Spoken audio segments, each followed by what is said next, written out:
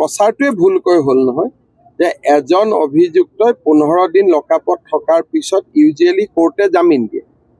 সিদিনাখন কোৰ্টে জামিন নিদি তেওঁলোকক জেলত পঠাই দিলে তাৰমানে ন্যায়ৰ প্ৰক্ৰিয়াটোত আমি বিজয়ী হলো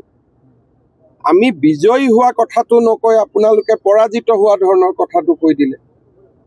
আৰু সাধাৰণতে কি হয় আপোনালোকে জানে যে মাৰ্ডাৰ কেছ হওক কিবা কেছ হওক 10-15 দিন পিছত আসামীয়ে বেইল পায় সিদিনাখন আসামীয়ে বেইল নাপালে তেওঁক জেলত পঠিয়ালে জেলত পঠিওৱা বস্তুটো আমি এনেকুৱা কৰি দিলো যেন জেলত পঠোৱাটো ভুল হ'ল গতিকে এই পৰিৱেশবিলাক পিছত 3-4 মাহ পিছত অসমৰ মানুহে আমাৰ সকলোৰে ভূমিকাবিলাক পৰ্যালোচনা কৰিব আদালতকতো আমি সিদিনা ধন্যবাদহে দিব লাগিছিল যে তেওঁলোকক জেলত পঠিয়ালে বুলি জামিন নিদিলে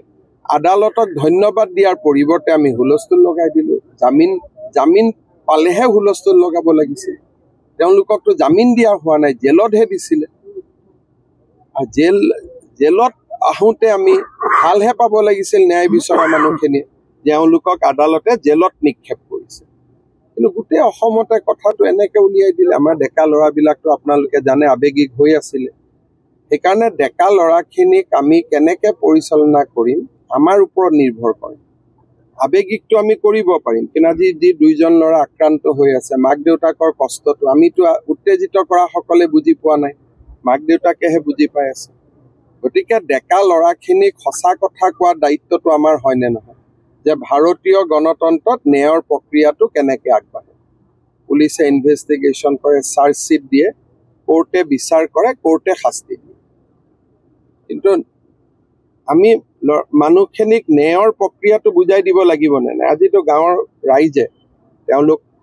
কোনো মই নাভাবোঁ যে কোনোবা কলেজৰ প্ৰফেচাৰ কিন্তু গাঁৱৰ মানুহেতো ক'লে যে কাৰ্যপালিকা ন্যায়পালিকা তাৰ যিটো স্তৰ আছে সিদিনাখন মইতো টিভিত দেখি আচৰিত যে মই বোলো জামিন হৈ গ'ল নেকি মই ফোন কৰি আছোঁ ইমান হুলস্থুল কৰি আছে এওঁলোকক জামিন দিয়া হ'ল নেকি